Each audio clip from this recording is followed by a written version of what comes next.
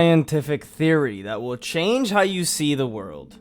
My throat hurts a little bit. Maybe that's why I'm not as enthusiastic as maybe I'd usually be, but we still making a reaction video. We still going at it strong like always, staying sturdy with it. Back with some more Pursuit of Wonder. Told you guys in the last video I had to cop my man's book. I think you guys should too. I'm not sponsored, I'm not being endorsed, I'm not an affiliate, but check out Pursuit of Wonder's book for sure. His newest one, some shit about living a meaningless life. I completely forgot the title of the book. Let's just go. I don't have much time. My dad wants me to help him out with some bullshit.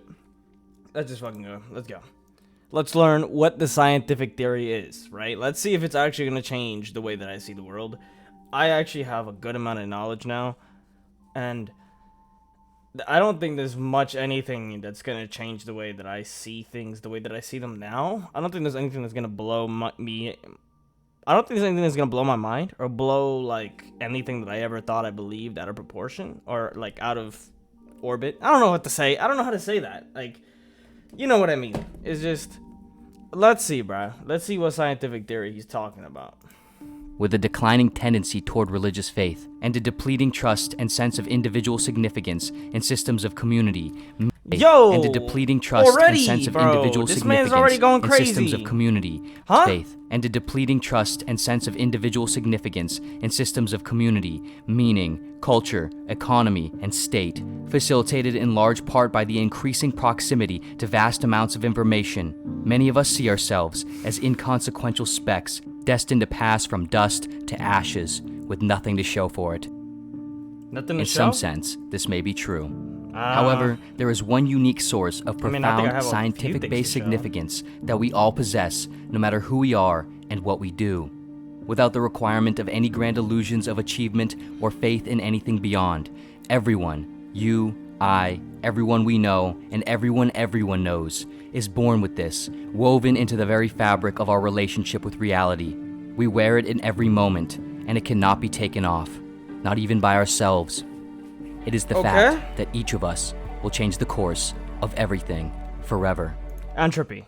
That's what he means. He's going to say entropy. I already know. He's going to say entropy. He's going to bring up some crazy thermodynamic shit. Because whenever I heard thermodynamics and I started applying it at a broad scale of like, oh, technically you're backing up what Alan Watts was saying. Technically we are God.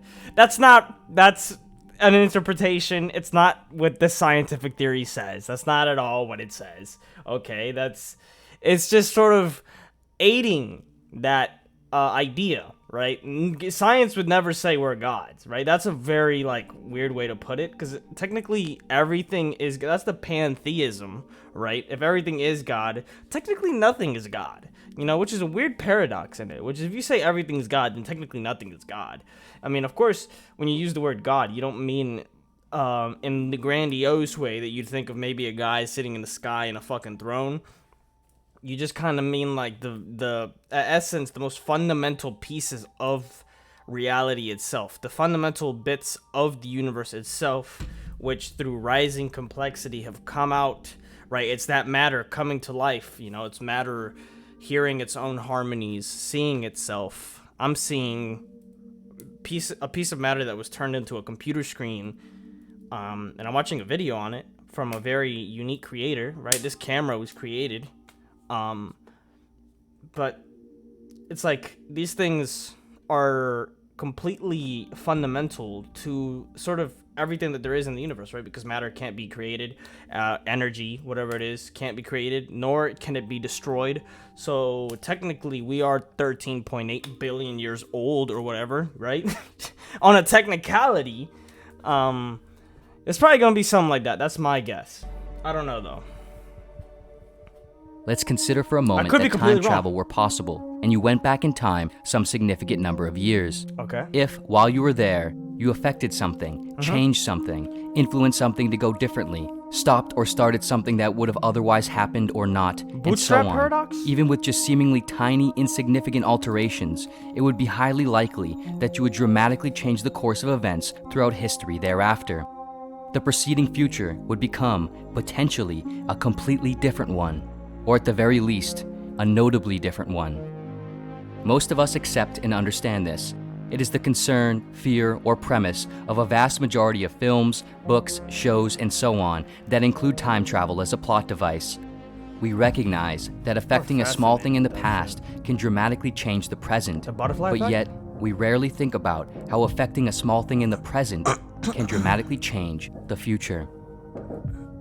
Right now, without time travel as an option, reality still works the same Wait, that might have been the butterfly effect. Maybe that's the scientific theory. way.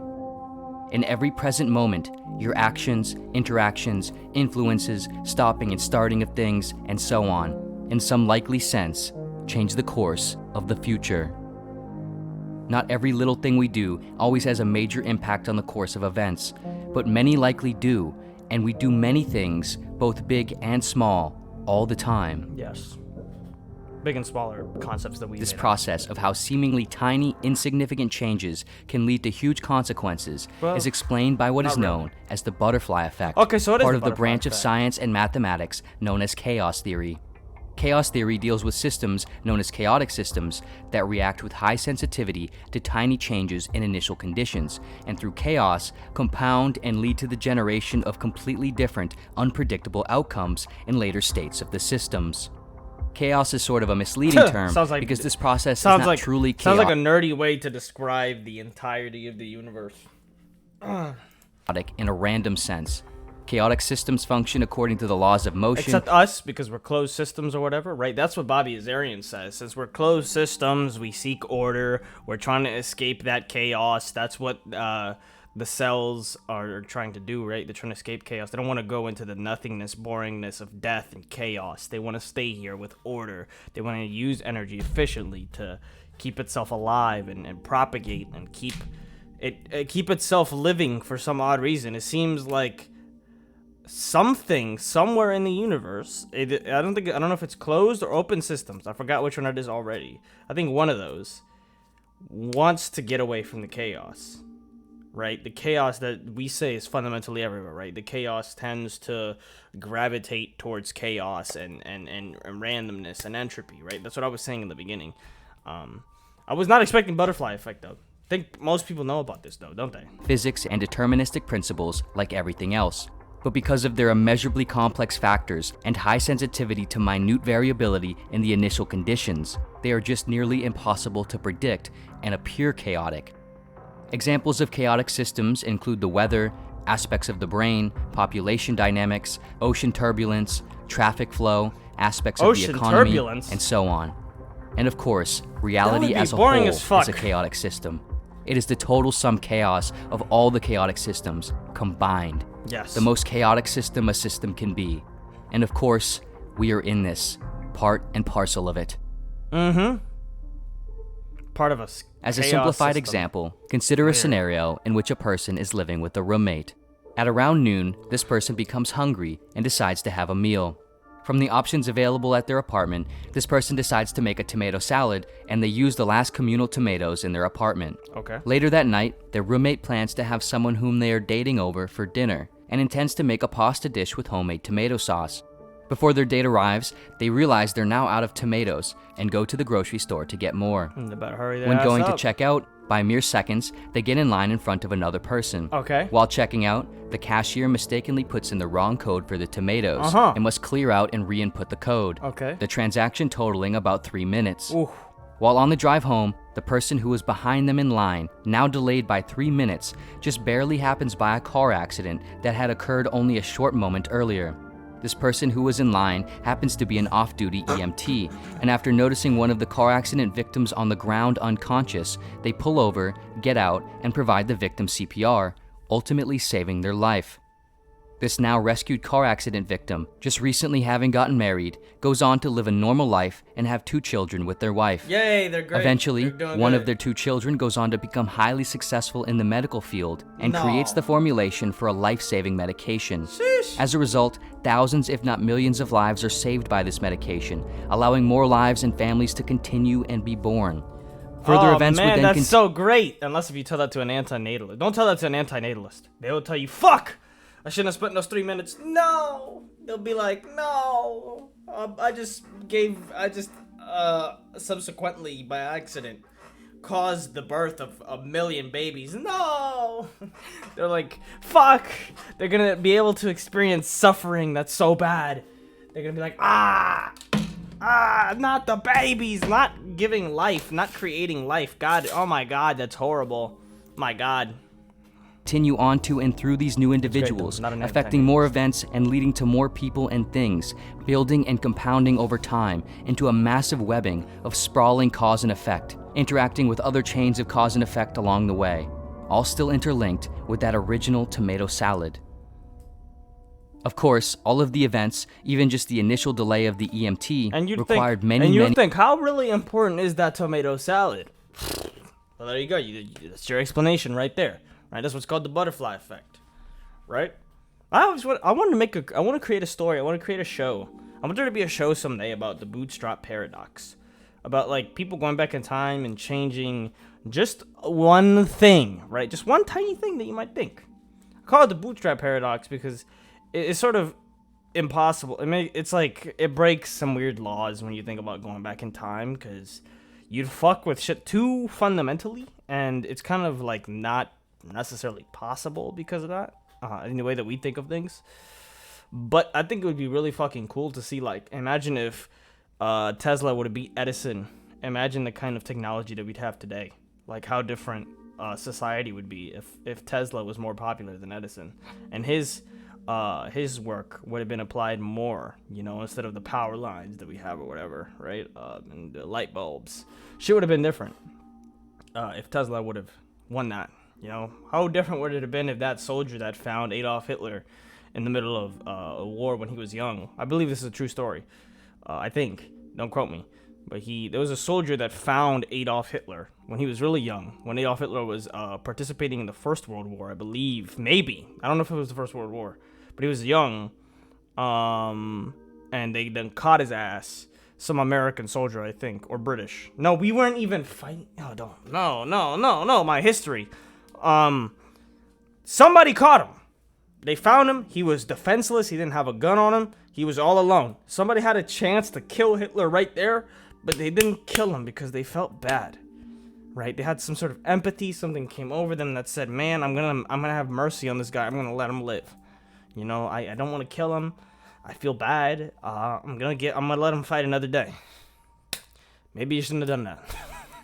Right? And I think that would make for a really interesting show to then try to create a whole, like, that would require probably some AI shit though, because it's impossible to predict how different the world would have been if all those Jews didn't die, if he didn't become that. I mean, who could possibly predict that? Which is probably why it hasn't been created by now, but I think somebody should probably try. I mean, even if it's not that accurate, fuck it, just make something up. You know, like, think about what possibly 8 million more Jews being alive could create for us. You know, Hitler not doing World War II, whatever, right? Imagine what could have happened, right? That would make for an interesting show.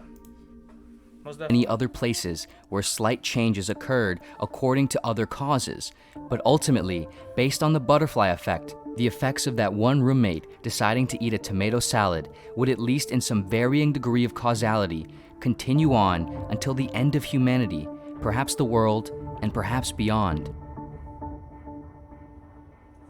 So it does extend. It is not uncommon to hear that one wants to change the world. It is the tagline to so many people's dreams and aspirations. It's a noble and virtuous enough ambition. Arguably, we should want to focus our efforts on intentionally doing as much good in the world as we can, trying to change it for the better, because perhaps the more people who try, the odds increase that it might. But ultimately, if one small action, like eating the last tomatoes, can potentially change the entire course of events in the future, what makes us think we could ever truly know the impact of our other actions? On the timescale of history, good, bad, and neutral events can never be fully known or identified.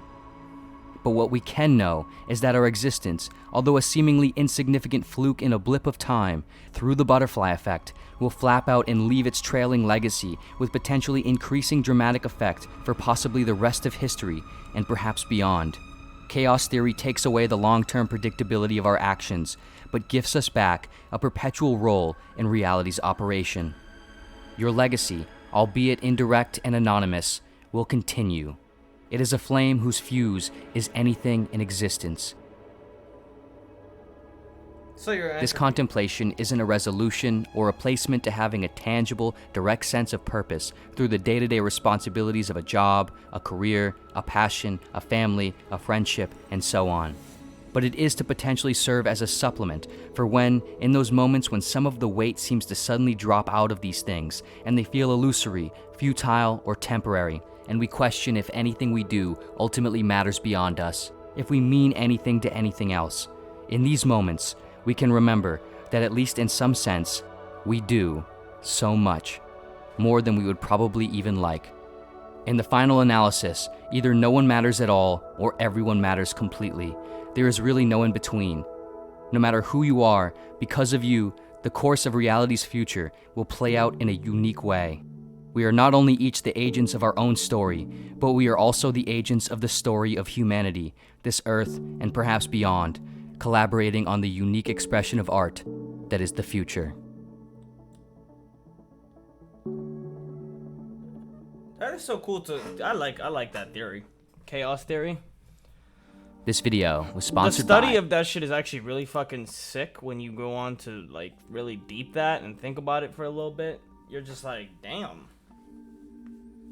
That was surely... And I guess that would make it so that your goal should probably be to make the best possible entropy, right? Like, try to do the best things possible. Of course, some things might happen by accident. Some tragedy might actually happen unbeknownst to you, right? The opposite of what happened with the tomato might happen. Maybe you being 3 minutes, spending 3 minutes in that line, putting that guy behind you 3 minutes, wherein if you hadn't had existed or you hadn't had been born, I mean, your matter would have always... The piece of matter that you take up in the universe is fundamental. And if it ceased to exist, if you watching the video ceased to exist, you didn't exist at all, if your matter disappeared, right? Of course, you don't really associate with the matter, but it's just sort of a way to, like, think about the perspective of things. Like, if your matter disappeared, then the universe wouldn't be whole anymore, right? Like, because of the law of thermodynamics. Of course, you could change forms, of course, and then we'd still be fine. You're going to change form someday anyway. You're going to go from the form of living to the form of dead. That's a guarantee. And so while you're here, you might as well cause the best entropy possible. But the thing is, if your shit did disappear, right, a thought experiment, if it did, it wouldn't be the universe anymore, right? It just wouldn't be the universe as we know it. You'd break a law of physics first and foremost, but we'd probably have to call it something else if you didn't exist, right? If your matter disappeared, if you feel like you're not fundamentally important, if you feel like you're useless, you feel like you don't matter, well, you do matter. And so does your matter. Your matter matters. You matter. You know, like, if it wasn't here, the universe wouldn't be either. It wouldn't work, right? Like, you'd break not just the laws of physics. We'd have to rename it. It'd be something entirely different. It'd be completely different without us. You know, like, we all are just fundamental here, or fundamental pieces. Right? We may not be necessarily fundamental absolutely to the social game we play. We may not be absolutely fundamental to something very specific. Like, I'm not fundamental to the life of Kim Kardashian.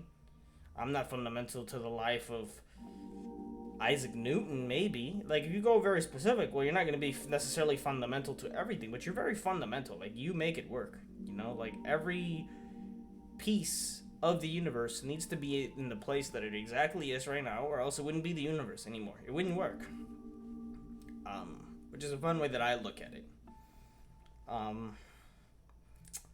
But yeah, once you die, everything that you do for yourself, it dies with you. Any money that you've had, any material stuff, cars, clothes, anything that you do just for you, it will die with you. But anything you do for others, well, that can keep on going. It's like you introduce it to the chaos system, and in a very specific way, in a very clear way.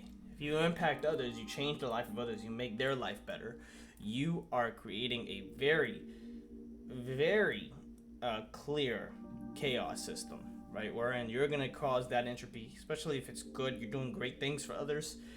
Well, likelihood is you're gonna have a positive impact on them, and maybe your entropy will be positive. Mostly, it will tend towards positive, right? It'll gravitate towards positive entropy instead of gravitating towards negative entropy. If you were just a shithead your entire life, you were fucking around with people, you were always mean, you were a narcissist, self-centered, you didn't have good relationships, you didn't affect nobody, you didn't help nobody, you weren't loved by anybody. We are built primarily for the same shit that our ancestors did 200,000 years ago. So, we belong in groups.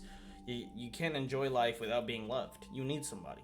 Can't do it all alone. It's not gonna happen. So you need to create strong relationships. You need to have empathy and love somebody, man.